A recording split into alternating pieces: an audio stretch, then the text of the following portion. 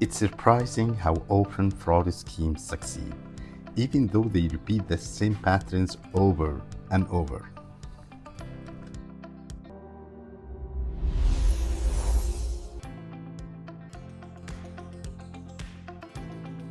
Hello everyone. In this video, we will show you how fraud is not just a financial crime, it's a human behavior. Behind every fraudulent act, there is a psychological process and a system weakness that made it possible. We will explore the key theories behind fraud, why people commit it, and how this action impacts market stability and investor trust.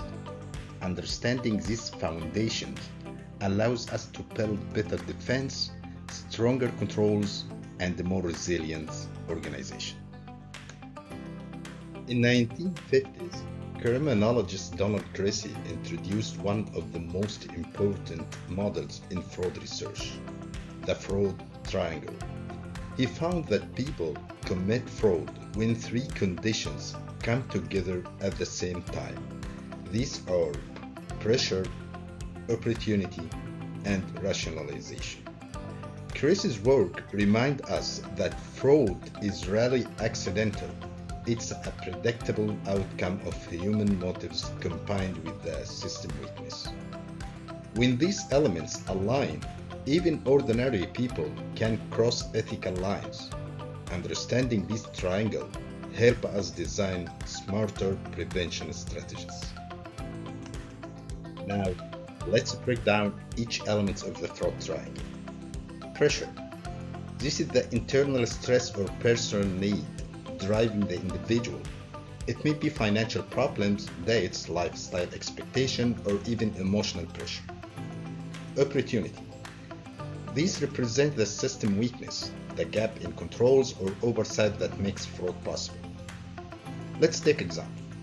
Include poor segregation of duties, lack of supervision, or weak review process. Rationalization. This is show the fraudster justify the act to themselves. Thoughts like, I deserve it, I will pay it back, or the company won't feel it, help them silence guilt and proceed with the misconduct. Fraud doesn't happen randomly. It comes from predictable motives paired with the weak system. When we address these three areas, we significantly reduce the risk.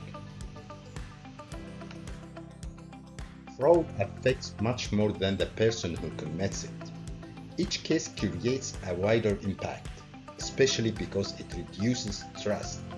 And trust is the foundation of every financial system.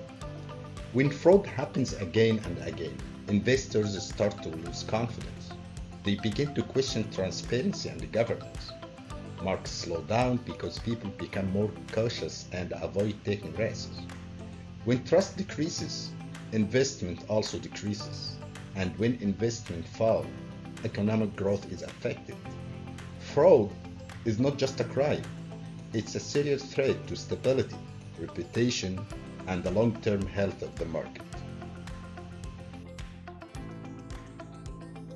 And this brings us back to what I said at the beginning of the video. Our approach to fraud awareness should be changed. We need to present awareness in a way people actually enjoy and understand. That's why I believe combining knowledge with the storytelling is one of the best methods. Stories makes learning easier, memorable, and closer to the real life. This idea inspired me to write my book, The Examiner's Eye, an Arabic storytelling book that presents real fraud cases in a narrative style to make awareness more engaging and impactful. Awareness that speak to the mind and stay in the memory. Thank you.